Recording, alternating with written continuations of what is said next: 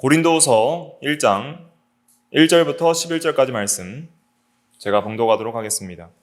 1절 하나님의 뜻으로 말미암아 그리스도 예수의 사도된 바울과 형제 디모데는 고린도에 있는 하나님의 교회와 또 온 아가야에 있는 모든 성도에게 하나님 우리 아버지와 주 예수 그리스도로부터 은혜와 평강이 있기를 원하노라. 찬송하리로다. 그는 우리 주 예수 그리스도의 하나님이시요 자비의 아버지시요 모든 위로의 하나님이시며 우리의 모든 환난 중에서 우리를 위로하사 우리로 하여금 하나님께 받는 위로로서 모든 환난 중에 있는 자들을 능히 위로하게 하시는 이시로다. 그리스도의 고난이 우리에게 넘친 것 같이 우리가 받는 위로도 그리스도로 말미암아 넘치는도다. 우리가 환난 당하는 것도 너희가 위로와 구원을 받게 하려는 것이요 우리가 위로를 받는 것도 너희가 위로를 받게 하려는 것이니 이 위로가 너희 속에 역사하여 우리가 받은 것 같은 고난을 너희도 견디게 하느니라. 너희를 위한 우리의 소망이 견고함은 너희가 고난에 참여하는 자가 된 것 같이 위로에도 그러할 줄을 알미라. 형제들아, 우리가 아시아에서 당한 환난을 너희가 모르기를 원하지 아니하노니 힘에 겹도록 심한 고난을 당하여 살 소망까지 끊어지고 우리는 우리 자신이 사형 선고를 받은 줄 알았으니 이는 우리로 자기를 의지하지 말고 오직 죽은 자를 다시 살리시는 하나님만 의지하게 하심이라. 그가 이같이 큰 사망에서 우리를 건지셨고 또 건지실 것이며 이후에도 건지시기를 그에게 바라노라. 너희도 우리를 위하여 간구함으로 도우라. 이는 우리가 많은 사람의 기도로 얻은 은사로 말미암아 많은 사람이 우리를 위하여 감사하게 하려 함이라. 아멘. 이 시간 말씀의 제목은 위로의 하나님입니다. 위로의 하나님, 이런 제목으로 하나님 말씀을 증거하겠습니다. 우리 모두는 위로가 필요합니다. 어린아이부터 노년에 이르기까지 남녀노소를 막론하고 모든 인간들은 다 위로가 필요합니다. 왜냐하면 우리 인생은 수많은 고통과 슬픔의 사건들을 경험하기 때문이죠. 아이가 태어날 때부터 행복했다면 울면서 태어나지 않았겠죠. 태어날 때부터 울음이 있고 어린아이일수록 많은 위로가 필요합니다. 그래서 아이들이 어릴수록 많이 안아줘야 돼요. 그리고 부모가 위로를 많이 해줘야지 건강하게 정서적으로도 성장할 수가 있습니다. 우리는 이 세상을 살아가면서 모세의 고백처럼 강건하면 70이요 80이고 빠르게 지나가는 세월이 고생과 슬픔뿐이라 그랬습니다. 슬픔과 즐거움이 많은 인생이고 또 고난이 많은 인생이죠. 어린아이들은 어린아이들대로 힘든 것들이 있고 학생은 공부하는 것 때문에 힘이 들고 이제 공부를 좀 해서 대학에 가면 취업 때문에 힘이 들고 결혼 때문에 힘이 들고 취업하면 직장 생활이 힘들고 또 결혼하면 결혼 생활에 있어서 또 자녀 양육에 있어서 많은 사람들이 어려움을 겪습니다. 어린아이를 키우는 엄마들 중에 우울증에 걸린 엄마들이 그렇게 많다고 하는 거예요. 또 최근에 중학생들 중에 자해하는 아이들이 그렇게 많이 늘었대요. 자기의 몸을 해치고 자해하는 것을 보면은 그 인생의 고통 속에서 견딜 수 없는 슬픔 속에서 그렇게 자기를 해치는 것을 우리가 생각할 수가 있습니다. 그런데 어느 정도 우리가 나이가 들고 크게 되면 안아줄 사람이 많지 않아요. 위로해줄 사람도 많지 않고. 그러나 우리가 한 가지 명심해야 될 것은 누구든지 하나님을 아버지로 모신 자는 그 하나님께서 자비의 하나님이시며 또 위로의 하나님이시며 언제나 그 하나님 품속에 피하는 자는 누구든지 안아주시는 그런 하나님임을 우리가 믿어야 됩니다. 하나님은 공의로우시고 전능하시고 선하실 뿐 아니라 긍휼과 사랑이 무한하시고 자비가 풍성한 하나님임을 알아야 하는 것입니다. 고린도후서를 기록한 사도 바울은 많은 우울함과 극심한 고난 가운데 있었던 때에 이러한 말씀들을 기록하면서 그러한 고난 가운데, 특별히 살 소망이 끊어진 가운데서도 위로하시는 하나님의 은혜를 맛보고 체험하고 그 체험적인 신앙을 성령의 감동으로 기록을 한 것입니다. 사도 바울은 자기의 유익이 아니라 그리스도의 그 은혜의 복음에 감격해서 정말 자신을 아끼지 않고 복음을 전했고, 자기가 스스로 사례비도 받지 않으면서 자비랑으로 복음을 전했고, 또 고린도 교회에서 힘써 복음을 전할 때 많은 대적들이 있었지만은 하나님의 은혜 가운데 고린도 교회가 세워졌는데, 이 고린도 교회에 거짓 선생들이 들어와서 바울이 참 사도가 아니다라고 그렇게 바울을 모함하고 오해하게 하는 사람들이 있었고, 그러므로 말미암아 바울이 전한 참된 진리의 말씀을 떠나서 하나님의 말씀에서 벗어나는 그러한 성도들이 있었던 것이죠. 그래서 교회가 이렇게 세워지지 못하는 것 때문에 많은 내적인 고통이 있었고, 외적으로도 박해하는 자들이 계속 바울을 쫓아다니면서 죽이려 했기 때문에 수십 번 죽을 고비를 넘기고, 심지어는 더 이상 살 수 없겠다 하는 생각이 들 정도로 아시아는 이제 소아시아를 말합니다. 지금 튀르키예 지역, 거기가 소아시아 지역인데, 그 아시아에서 이렇게 전도할 때에는 살 소망이 끊어질 정도로 그런 힘든 고통을 당했다라고 고백을 하고 있습니다. 그러한 고난과 슬픔과 우울함과 괴로움을 누구보다도 많이 겪은 하나님의 종이 사도 바울이에요. 날마다 근심과 고통 가운데 교회를 위한 고통, 그리스도의 고난에 참여하고자 하여서 받는 고통들이 많이 있었던 사도 바울이었습니다. 그러나 하나님만을 의지하며 자비의 아버지의 품에 안기려고 힘을 쓸 때에 주시는 놀라운 위로가 그에게 넘쳤던 것이죠.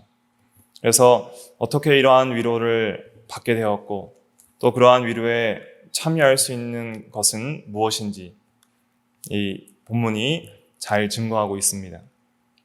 우리 3절과 4절 한번 같이 읽어볼게요. 3절과 4절 시작. 찬송하리로다. 그는 우리 주 예수 그리스도의 하나님이시오 자비의 아버지시오 모든 위로의 하나님이시며 우리의 모든 환난 중에서 우리를 위로하사 우리로 하여금 하나님께 받는 위로로서 모든 환난 중에 있는 자들을 능히 위로하게 하시는 이시로다. 아멘. 찬송을 하고 있습니다.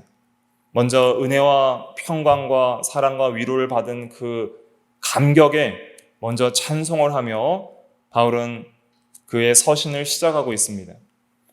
그는, 즉 하나님은 우리 주 예수 그리스도의 하나님이시오 자비의 아버지시오 모든 위로의 하나님이시며 그랬습니다.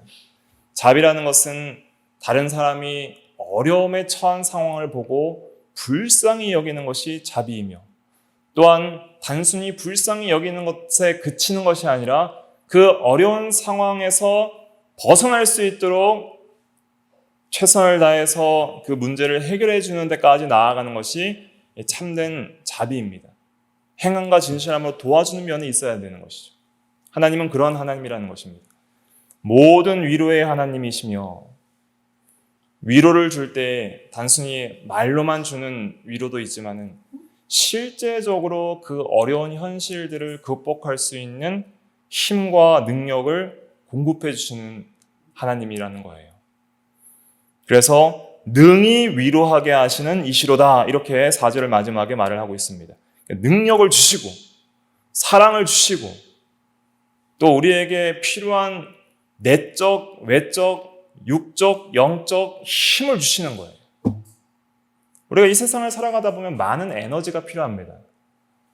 때로는 건강이 나빠지면 육신적으로 많은 힘을 잃어가게 되고 하루를 살아갈 힘들이 많이 없어질 때 고난을 당하게 되는 것이죠. 근데 우리는 육신적인 힘뿐만 아니라 정신적이고 영적인 힘도 필요합니다. 많은 어려움과 시험과 여러 가지 복잡한 생각 속에서 마음의 고통이 임할 때에는 정신적인 에너지와 영적인 에너지가 많이 고갈되는 거예요. 그러면 우울함 속에 낙심하기도 하고 슬픔 속에 괴로워하기도 하는 것이죠. 그러할 때 그러한 것들을 극복할 수 있는 힘들은 하나님께서 주시는 거예요. 그럴 때 모든 것들을 이겨나갈 수 있는 것입니다. 능히 위로하게 하시는 이시로다 하는 것은 하나님께서 실제로 그 모든 고난을 이길 수 있는 능력을 주신다는 것이죠. 우리의 모든 환난 중에서 우리를 위로하사 우리로 하여금 하나님께 받는 위로로서 모든 환난 중에 있는 자들을 능히 위로하게 하시는 이시로다. 특별히 우리가 이런 위로를 받게 되면 다른 사람을 위로할 수 있는 또 능력이 생깁니다. 고난 받아본 자가 고난 받는 자를 위로할 수 있는 거예요. 그래서 고난 중에 있는 사람은 고난 중에 있는 사람을 공감할 수 있고 동정할 수 있어요. 그리고 그 고난 중에서 위로받아 본 사람은 또 다른 사람을 위로할 수 있는 힘이 생기는 것이죠. 그래서 4절 말씀에 모든 환난 중에서 우리를 위로하사 우리로 하여금 하나님께 받는 위로로서 모든 환난 중에 있는 자들을 능히 위로하게 하신다 그랬습니다. 바울이 위로를 받아봤기 때문에 다른 사람을 또 위로할 수 있고 고난을 받아봤기 때문에 환난 중에 있는 자들을 능히 위로할 수 있다는 것입니다. 특별히 가장 고난을 많이 받아보신 분이 누구예요? 예수 그리스도입니다. 예수님께서는 모든 인간 중에 가장 고난을 많이 받아보신 분입니다. 그런데 그 예수님께서 우리가 고난당할 때에 가만히 계시는 분이 아니에요. 항상 하나님 보좌 우편에서 우리를 위해 간구하시고 우리의 모든 마음과 육신의 고통을 다 아시고 먼저 전부 고난을 받으셔서 체휼하시고 우리를 동정하시는 주님이십니다. 그 주님께서 우리를 고난 중에서 위로해 주시는 거예요. 그런데 그러한 위로를 받으려면 우리가 어떻게 해야 하는가? 주님을 의지하고 주님께 고난 중에서 가까이 나가야 됩니다. 주님이 우리를 위해서 고난을 받으셨는데 주님은 고난 받으실 이유가 없는 분이에요. 그런데 우리를 위해서, 우리를 대신하여서 우리를 죄와 사망 가운데 건지시고 또 우리를 능히 위로하시기 위해서 모든 고난을 대신 다 받으셨습니다. 그래서 그 고난을 우리가 고난 중에 묵상해야 됩니다. 주님의 고난을 우리의 당하는 고난 중에서 묵상하는 거예요. 그러니까 성도가 고난을 당하지 않으면 주님의 고난을 이해를 할 수가 없어요. 주님이 모든 고난을 다 당하셨기 때문에 우리 성도들의 고난을 전부 이해하시고 동정하실 수 있잖아요. 고난 받아본 사람이 고난 받는 사람을 이해할 수 있는 거예요. 그런데 왜 우리가 주님의 고난을 감사하지 못하고 주님의 고난을 깊이 있게 이해하지 못하고 그 고난의 깊이와 그 고난의 의미를 왜 잘 모르냐면 우리가 실제적으로 그 고난을 받고 그 고난을 받을 때 믿음으로 받고 그 고난 가운데 주님을 깊이 있게 묵상하지 않기 때문입니다. 아직 고난을 많이 받아보지 않은 사람은 어떤 의미에서는 주님의 고난의 이 의미와 깊이를 깊이 있게 체험하지 못한 사람이라 할 수 있습니다. 그러나 우리 인생은 누구나 막론하고 모두에게 다 고난이 따르게 되어 있어요. 나이가 들고 병이 들고 마침내 사망의 고난을 겪어야 되고 이 세상에 살아가면서 여러 가지 인간관계와 또 각자의 맡은 지위와 직분에 따라서 고난들이 있는 것이죠.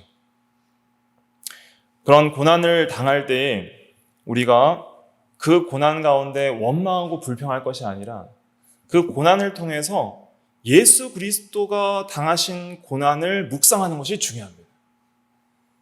주님이 이렇게 아프시고 힘드셨을까? 주님은 왜 이런 고난을 당하셨을까? 하면서 그 그리스도의 고난의 의미, 그리스도는 왜 고난을 당하셨는가? 그 의미와 그 고난의 그 깊이를 깨닫는 것이 중요합니다. 하나님께서 성도에게 고난을 허락하시는 중요한 이유 중에 하나가 바로 그리스도의 고난에 참여하게 하셔서 그 고난의 의미와 깊이를 깨달아 알게 하시려고 우리에게 고난을 허락하시는 거예요. 그래서 5절 말씀처럼 말하고 있는 것입니다. 5절 한번 같이 읽어볼게요. 시작. 그리스도의 고난이 우리에게 넘친 것 같이 우리가 받는 위로도 그리스도로 말미암아 넘치는도다. 그리스도가 우리를 대속하기 위해서 받으신 고난은 그분의 고유한 고난입니다. 그분의 고유한 고난은 우리가 더해줄 수 없는 거예요. 십자가의 그 고난은 우리가 더하거나 또 더 추가할 고난이 아닙니다. 여기서 말하는 그리스도의 고난은 그럼 무엇일까요? 여기서 말하는 그리스도의 고난은 우리가 고난을 받을 때에 그리스도의 고난을 묵상하고 그리스도의 고난의 의미와 깊이를 깨달아 나가는 면을 가리키는 거예요. 전에는 그리스도의 고난이 무엇인지 잘 몰랐습니다. 전에는 그리스도의 고난의 의미도 몰랐고 그 깊이도 몰랐고 그 그리스도의 고난에 감사하거나 감격하는 면이 너무나 부족했습니다. 그런데 내가 이해할 수 없는 고난을 당하거나 또 특별히 말씀을 지키기 위해 고난을 당하거나 이 세상에서 갑자기 닥치는 여러 가지 건강의 악화나 여러 가지 인간관계의 단절이나 여러 가지 문제의 상황 속에서 가족의 아픔과 또 여러 성도들의 아픔 속에서 우리가 당하는 고난들이 있잖아요. 그러한 고난 중에 우리가 주님을 바라보기 시작할 때, 주님의 고난을 묵상하기 시작할 때 그 고난은 그냥 나만의 고난이 되는 것이 아니라 이제는 그리스도와 함께 받는 고난이 되고 그리스도의 고난을 깨닫고 그 고난에 참여하는 고난으로 바뀌게 되는 것입니다. 그러니까 어떠한 고난을 받으시든지 항상 우리가 주님을 생각해야 됩니다. 주님의 십자가를 바라보고 주님이 당하신 그 고난을 묵상하십시오. 주님이 어떤 고난을 당하셨습니까? 억울한 일을 당하셨습니다. 누명을 썼죠. 신성 모독죄로 또 반역죄로 잡혀가시고 또 주님께서 이렇게 하나님의 아들의 능력으로 귀신들을 쫓아낼 때 귀신의 왕 바알세불을 힘입어서 쫓아낸다고 그렇게 예수님을 모욕하고 그렇게 억울함과 누명과 그러한 일들을 당하게 됩니다. 우리가 이 세상을 살아갈 때 되게 억울한 일들을 당하실 수 있어요. 나는 그렇게 하지 않았는데 사람들이 나를 나쁘게 보고 오해하고 그렇게 할 때에 주님도 이렇게 아프셨을까? 이렇게 생각을 해보는 것입니다. 우리가 당하는 고난은 우리의 죄와 우리의 연약함과 또 다른 사람의 악함과 세상의 악함 때문에 당하는 고난이지만 주님은 아무런 죄가 없으신데 아무런 고난당할 이유가 없으신데 그러한 고난을 우리를 위해 대신 당한 것을 생각할 때 우리가 더욱 감사할 수 있는 것입니다. 또 주님은 육체의 극심한 고난을 당하셨잖아요. 줄이기도 하시고 목마르기도 하시고 찢기시고 살이 찢기시고 가시관을 쓰시면서 가시에 찔리시고 창의 옆구리를 찔리시고 또 십자가 그 무거운 형틀을 지고 골고다 언덕을 오르시면서 육체와 근육에 말할 수 없는 고통과 피로를 느끼시고 결국은 쓰러지셨잖아요. 우리가 육체가 너무 힘들 때, 너무 고통스러울 때, 너무 견디기 힘들 때에 그 주님의 육체의 극심한 고난을 우리가 묵상하시면서 주님도 이렇게 아프셨을까?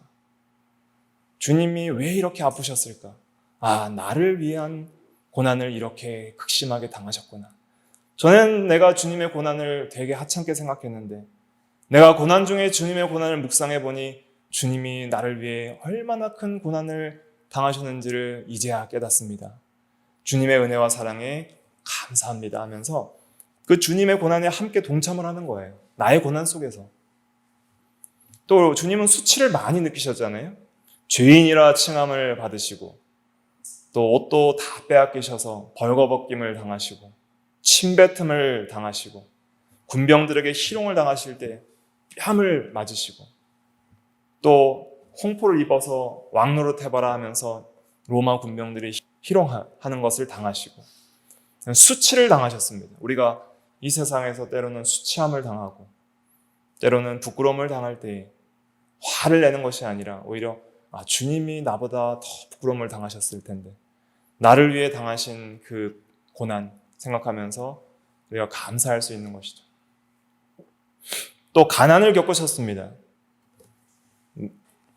가난한 목수의 아들로서 평생 부유하게 살지 못하시고 나귀 한 필 없어서 다른 사람에게 구해서 나귀를 타고 예루살렘에 입성하신 그러한 주님, 그리고 죄인들과 함께 지내셨죠.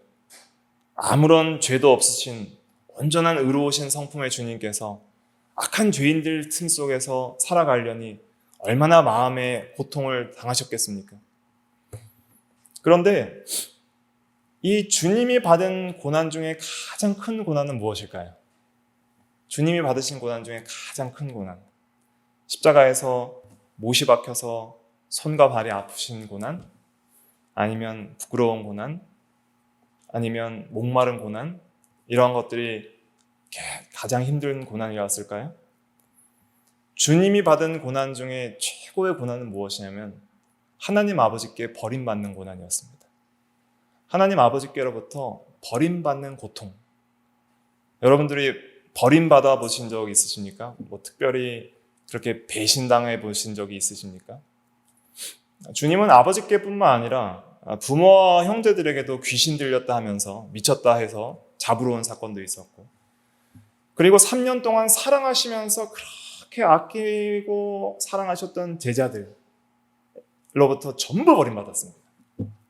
베드로는 호언장담을 하면서 제가 죽을지언정 옥에 들어갈지언정 주님을 절대로 부인하지 않겠습니다 맹세하였지만은 베드로에게는 3번이나 부인을 당하셨죠.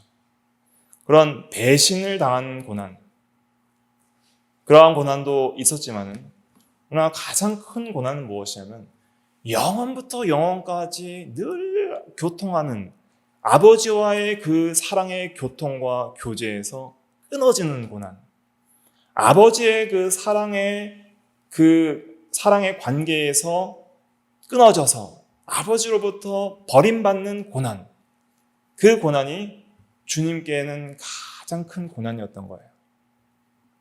그래서 예수님께서는 마태복음 27장 46절에 보면 나의 하나님 어찌하여 나를 버리셨나이까. 예수님이 십자가상에 7번 말씀하셨는데 그 중에 4번째 말씀입니다. 엘리 엘리 라마 사박다니, 나의 하나님 어찌하여 나를 버리셨나이까. 우리가 때론 이 세상에서 여러 가지 배신과 또 인간관계에서의 버림을 당할 때 주님도 이렇게 아프셨을까 생각해 볼 수 있는 것이죠. 근데 중요한 것은 무엇이냐면 주님께서 왜 아버지로부터 버림을 받으셨습니까? 왜 아버지로부터 버림을 받으셨죠? 우리가 영원토록 아버지께 버림받지 않는 하나님의 자녀가 되게 하시려고, 우리와 영원토록 함께 하시는 하나님이 되시려고, 우리를 영원히 버리지 않으시려고, 영원히 우리와 함께 하시려고 우리 주님께서 우리 대신 죄를 짊어지시고 죄인의 신분으로서 버림을 당하신 겁니다. 그러므로 우리는 하나님이 나를 버리셨는가? 하나님이 나를 외면하셨는가? 때로는 우리가 고난 가운데 하나님이 안 계신 것 같고, 하나님이 나를 보호해 주시지 않는 것 같고 하나님이 나를 버리신 것 같은 그러한 마음이 들지라도 우리는 끝까지 누구를 의지해야 돼요? 하나님을 의지해야 됩니다. 하나님이 우리와 함께 하심을 믿고 의심하지 말아야 됩니다. 왜냐하면 예수님께서 대신 버림받으시기까지 우리를 사랑하시고 그 은혜 때문에 우리는 영원토록 버림받지 않기 때문입니다. 그런데 우리가 한 가지 또 여기서 중요하게 생각할 것이 있습니다. 무엇이냐면 우리가 고난 가운데 그리스도의 고난을 묵상하면서 동시에 무엇을 묵상해야 되냐면 그리스도의 믿음을 묵상해야 됩니다. 고난 가운데 그리스도의 인내를 묵상해야 됩니다. 고난 가운데 그리스도께서 어떻게 믿으셨는가, 어떻게 인내하셨는가, 그걸 바라봐야 되는 거예요. 예수님께서는 하나님 아버지 앞에 하나님의 진노의 심판을 받아서 하나님께 버림받는 그 순간에도 하나님을 끝까지 믿었습니다. 그래서 나의 하나님이라고 부른 거예요. 그 버리시는 그 순간 가운데서도 하나님을 나의 하나님으로 믿었다는 것이죠. 나의 아버지, 나의 하나님으로 믿고 끝까지 하나님을 의지하고 하나님께 소망을 두었습니다. 죽은 자를 다시 살리시는 하나님, 긍휼이 무한하신 자비하신 하나님, 그 하나님을 예수님도 끝까지 의지하신 거예요. 인간으로서.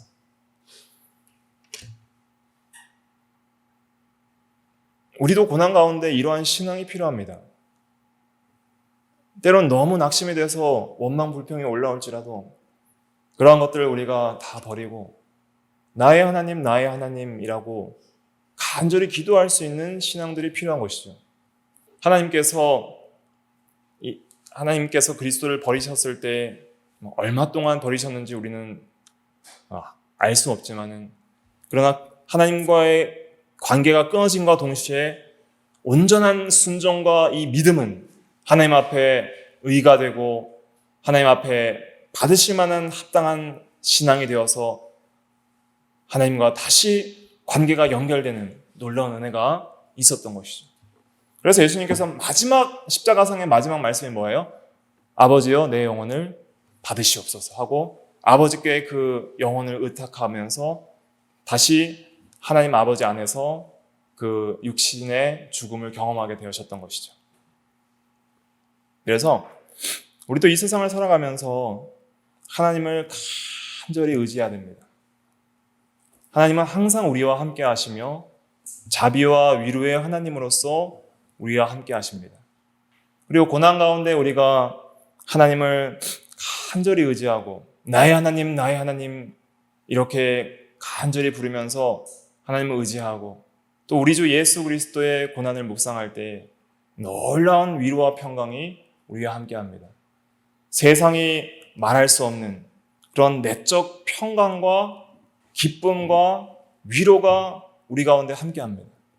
주님께서 나를 이렇게 사랑하셨구나.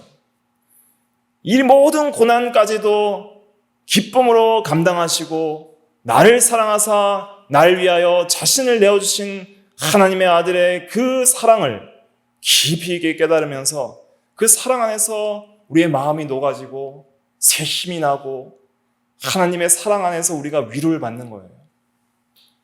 때론 성도들이 심한 고난을 당할 때 우리가 해줄 수 있는 게 별로 없습니다.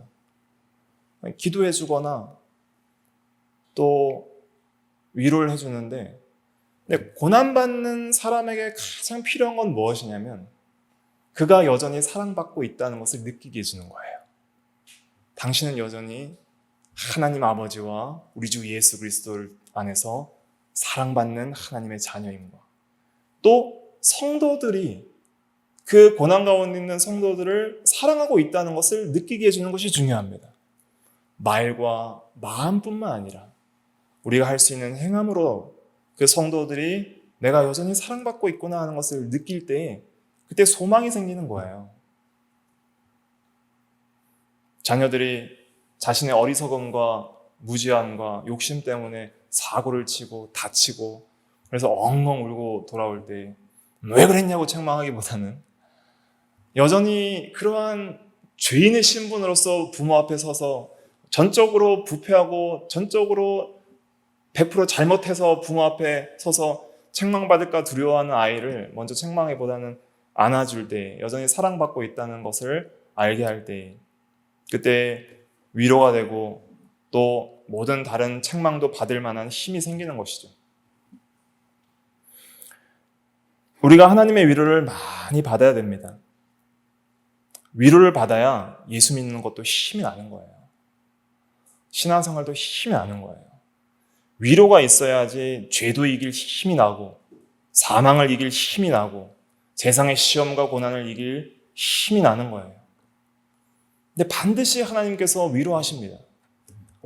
예수님처럼 하나님만을 의지하는 자, 그러한 자에게 반드시 하나님이 함께 하시고 말할 수 없는 위로로 우리를 위로하시는 것을 깨달아야 됩니다. 바울은 살 소망이 끊어질 때, 그때 하나님만을 의지했다 그랬습니다. 8절과 9절 한번 같이 읽어볼게요. 8절과 9절 시작.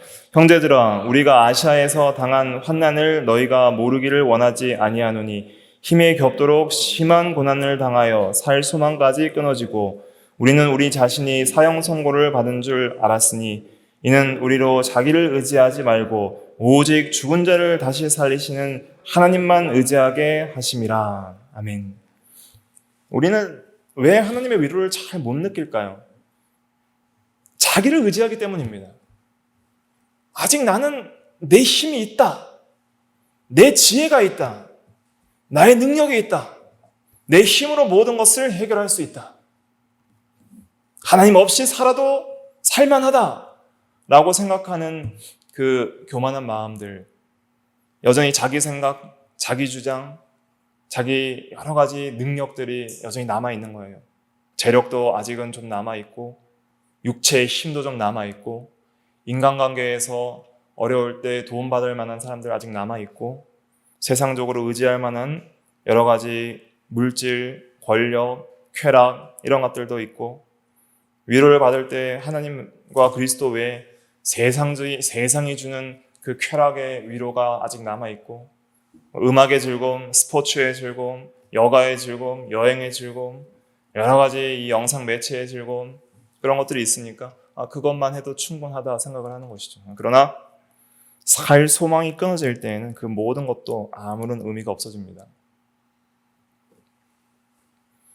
여러분들이 사망 앞에서 죽음 앞에서 서 있을 때 죽음의 요단강을 건너가야 할 그러한 고난 가운데 누가 그것을 위로해 줄 수 있겠습니까? 사망 가운데 그것을 위로해 줄 수 있는 능력이 세상에 무엇이 있습니까? 없습니다. 오직 죽음을 이기시고 부활의 생명을 주신 예수 그리스도 안에밖에는 없는 것이죠. 우리를 대신하여 사망을 이기신 그 주님의 능력이 사망을 두려워하지 않고 오히려 사망을 당하시사 그 사망을 이겨버리신 그 주님의 능력이 우리 가운데 있을 때 주님의 고난이 그 고난으로 끝난 것이 아니라 주님의 십자가의 죽음이 그 죽음으로 끝난 것이 아니라 부활의 생명이 있었고 부활의 소망이 있었고 다시 살아나시는 그 능력이 있었던 것을 우리는 기억하면서 우리가 고난 가운데 주님의 고난에 참여할 뿐만 아니라 또 부활의 생명과 능력에도 참여하게 되는 거예요. 그럴 때 우리는 힘이 생깁니다. 사망아 내가 무엇이냐 하면서 우리가 사망을 두려워하지 않고 오히려 그 죽음으로 끝나는 것이 아니라 그 죽음 이후에 더 나은 부활과 더 나은 영원한 생명의 세계가 있다는 것을 소망하는 가운데 우리는 위로받을 수 있는 것이죠. 죽음 앞에 있는 인간에게 위로할 수 있는 것은 생명과 부활의 소망밖에 없습니다. 그거 외에는 위로가 없어요. 그렇기 때문에 우리는 그리스도 안에서 참된 위로를 발견할 수 있는 것입니다. 우리가 이 세상을 살아가면서 많은 고난이 있지만 고난이 끝이 아닙니다. 고난 가운데 현재적인 위로와 은혜도 있지만 그 고난 이후에 더 좋은 영광, 더 나은 회복, 또 더 나은 부활의 영광, 영적이고 영광스럽고 능력 있고 영원히 죽지 않는 그런 놀라운 부활체를 입을 것입니다. 영원히 하나님과 함께 성도들과 함께 사랑의 세계에서 살 소망이 있습니다. 그러한 소망이 현재의 고난을 이길 수 있는 위로가 되는 거예요. 그런데 그러한 강한 소망을 어디에서 우리가 얻을 수 있겠습니까? 그리스도 안에서 얻는 거예요. 그리스도께서 나를 위해 당하신 고난을 묵상하면서 항상 고난 가운데 그리스도를 바라보십시오. 세상을 바라보고 옆에 있는 사람을 바라보고 물질을 바라보지 마십시오. 결국은 인생의 고난은 내가 감당해야 됩니다. 누가 도와줄 수 없는 고난들이 너무 많아요. 부모도 못 도와주고 형제도 못 도와주고 친구도 못 도와줘요. 아니 내가 받는 고난이 뭔지조차 이해하지도 못해요. 이해하지도 못하고 동정하지도 못해요. 내 마음속에 있는 모든 그 아픔을 어떻게 다 말하겠습니까? 그런데 주님은 우리 중심보다 더 깊은 곳에 계십니다. 우리의 마음보다 더 깊은 곳에 계시고 내가 아는 것보다 더 깊이 우리의 마음과 우리의 아픔을 다 아세요. 다른 사람한테 우리가 어려움을 당할 때 좀 위로받으려면 설명을 많이 해야 되잖아요. 제가 이런 일이 있었는데 이렇게 힘든데 저렇게 했는데 근데 그 사람이 전혀 공감을 못해요. 그런 경험이 없으니까. 그런 아픔의 경험이 없으니까 공감이 안 되는 거예요. 그러니까 위로도 못하는 거죠. 그런데 우리 주님께는 한마디만 하면 됩니다. 주님 아시지요? 다 아시는 거예요. 안다. 내가 다 당했다. 내가 다 경험했다. 내가 너를 위해 죽었노라. 내가 너를 위해 아팠노라. 내가 너를 위해 버림을 받았노라. 그러므로 힘을 내라. 용기를 내라. 내가 너와 함께하노라. 내가 너의 위로가 되리라. 내가 너의 상담자가 되리라. 우리에게는 항상 상담자가 있습니다. 언제든지 부를 수 있어요. 주님, 제 마음이 너무 아픕니다. 주님, 내 마음을 붙들어 주세요. 기도할 때마다 주님께서 붙들어 주시는 거예요. 그런 경험들이 있어야 돼요. 예수 믿는 진리는 사람이 만들어낸 교묘한 지식이 아니라 그냥 이론만 가르치는, 교리만 가르치는 뜬구름지 않는 얘기가 아니라 그 진리를 믿고 진리 안에서 하나님을 믿고 하나님을 의지하는 사람에게 실제로 역사하는 힘이 있어요. 하나님께서 실제로 함께 하시고 위로하시는 능력이 있습니다. 역사가 있습니다. 사도 바울은 그걸 경험했던 거예요. 살소망까지 끊어졌을 때 건지시며 위로하시는 놀라운 위로와 은혜들을 경험하고 그 위로와 은혜 때문에 고난을 능히 견뎠던 것이죠. 6절 한번 같이 읽어볼게요. 6절 시작. 우리가 환난 당하는 것도 너희가 위로와 구원을 받게 하려는 것이요 우리가 위로를 받는 것도 너희가 위로를 받게 하려는 것이니 이 위로가 너희 속에 역사하여 우리가 받는 것 같은 고난을 너희도 견디게 하느니라. 아멘. 환난을 당하는 것도 그렇게 환난을 당해봐야 위로할 수 있기 때문에 환난을 당하는 것도 위로와 구원을 받게 하려는 것이요 환난 당해본 사람이 위로할 수 있기 때문에 그 환난을 많이 당해서 많은 환난 가운데 있는 자들을 위로하기 위해서 환난 당한다는 거예요. 바울과 그 일행이. 또 우리가 위로를 받는 것도 하나님 안에서 위로를 받는 것도 그리스도 안에서 위로를 받는 것도 참된 위로는 이런 것이다. 참된 위로는 하나님이 주시는 것이다 하는 것을 알게 하려고 하나님으로부터 위로를 받아서 이제는 너희들을 위로하게 하려는 것이라는 거예요. 이 하나님이 주시는 위로가 너희 속에 역사하여 우리가 받는 것 같은 고난을 능히 견디게 한다고 말하고 있습니다. 이 역사하는 면이 있다는 거예요. 역사하여. 이 위로가 너희 속에 역사하여 어떤 사변적 지식이 아니라 실제로 함께 하시는 놀라운 성령의 감화와 감동, 그리스도께서 영으로 함께 하사 우리에게 주시는 놀라운 사랑과 생명의 능력과 은혜와 위로와 만져주심과 안아주심 이러한 것들이 있다는 거예요. 고난 가운데 그리스도를 바라보시고 그리스도를 의지하십시오. 그리고 기도하십시오. 기도하는 것이 중요합니다. 10절과 11절 같이 읽어볼게요. 10절과 11절 시작. 그가 이같이 큰 사망에서 우리를 건지셨고 또 건지실 것이며 이후에도 건지시기를 그에게 바라노라. 너희도 우리를 위하여 간구함으로 도우라. 이는 우리가 많은 사람의 기도로 얻은 은사로 말미암아 많은 사람이 우리를 위하여 감사하게 하려 함이라. 아멘. 이렇게 건지셨기 때문에 앞으로도 건지실 것을 항상 바라며 의지하는 신앙을 가졌다고 10절에 말하고 있습니다. 11절에는 우리를 위하여 간구함으로 도우라. 바울 일행이 많은 환난 가운데 있지만은 간구함으로 도우라는 거예요. 우리를 위해 기도해달라. 하나님의 함께 하심과 위로를 위하여 기도해달라. 이는 우리가 많은 사람의 기도를 얻은 은사는 뭐냐면, 이 은사는 뭐예요? 하나님께 받는 위로를 가리키는 것이죠. 많은 사람의 기도로 하나님께로부터 내가 은혜를 받았고 위로를 받았다. 그래서 이제 많은 사람들이 바울을 위로하시는 하나님께 감사하게 하는 거예요. 하나님 감사합니다.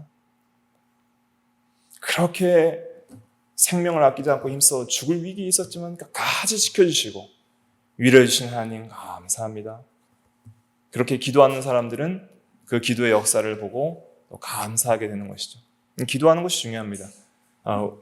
나의 고난을 위해서 하나님을 의지하는 기도도 필요하고 또 다른 성도의 고난을 위로해 주시기를 기도하는 것, 이것이 우리가 할 수 있는 최고의 도움이에요. 그럴 때 하나님이 반드시 함께 하시고 찾아와 주시고 위로해 주시고 자기를 의지하지 말고 오직 죽은 자를 다시 살리시는 하나님만 의지하게 하십니다. 그럴 때 하나님께서 놀라운 은혜를 베풀어 주십니다. 여전히 내가 너와 함께하노라. 두려워하지 말라. 내가 너와 함께하노라. 놀라지 말라. 내가 너의 하나님이 됨이라. 내가 능력의 오른손으로 너를 붙들리라. 함께하심과 위로하심, 또 우리의 모든 마음을 공감하심, 그리고 우리에게 소망과 생명과 능력을 주심, 이러한 것들을 경험하게 됩니다. 결국은 우리가 고난 가운데 결국은 궁극적으로 바라봐야 될 대상, 깨달아야 될 대상은 하나님 그분 자체예요. 결국 우리가 고난 가운데 어떠한 이해가 깊어지냐면 하나님이 누구신가에 대한 이해가 깊어지게 됩니다. 결국은 바울이 오늘 읽은 고린도후서 1장 3절에서 자비의 하나님이시오 위로의 하나님이시며 라는 이 고백이 어디에서 나온 거예요? 실제로 고난 가운데 주님을 의지하고 위로를 받아봤을 때에 하나님은 바로 자비의 하나님이시구나, 위로의 하나님이시구나 하는 것을 체험적으로 깨달은 거예요. 그러니까 우리가 정말 고난 가운데 하나님을 깊이 의지할 때 결국은 하나님에 대한 이해가 깊어집니다. 하나님이 누구신지에 대한 이해가 깊어집니다. 그래서 궁극적으로 우리의 위로는 어디에 있냐면 하나님을 아는 데 있는 거예요. 하나님이 누군지를 알면 그 안에서 많은 말할 수 없는 무한한 위로가 있는 거예요. 그 하나님과 함께함으로써 우리가 충만한 위로와 은혜와 세상을 이길 힘을 거기서 얻게 되는 거예요. 결국 우리는 나이가 들고 결국 병에 들고 죽게 될 것입니다. 100년 뒤면 여기에 살아계실 분이 아무도 없을 거예요. 그렇죠? 그렇지만 우리는 낙심하지 않아요. 왜냐하면 자비와 위로의 하나님이 나의 아버지가 되시고 우리 주 예수 그리스도께서 나의 주님이 되시기 때문에 그분께서 세상 끝날까지 그리고 영원토록 우리와 함께 하시고 우리의 삶을 인도하시기 때문에 그분은 능력과 힘이시고 사랑과 긍휼과 자비와 위로의 하나님이시기 때문입니다. 그 하나님을 믿고 그 하나님과 함께하는 자는 모든 것을 이겨나갈 수가 있는 것입니다. 결국은 믿음이 중요한 거예요. 믿음. 고난 가운데서도 나의 하나님이라고 하나님을 끝까지 신뢰했던 예수 그리스도의 그 믿음을 바라보십시오. 그리고 그 인내를 바라보십시오. 그리고 우리도 고난 가운데 하나님께 부르짖는 하나님만 의지하는 우리의 신앙이 다 되어야 되겠습니다. 그 가운데 위로가 넘치게 될 것입니다. 기도하겠습니다.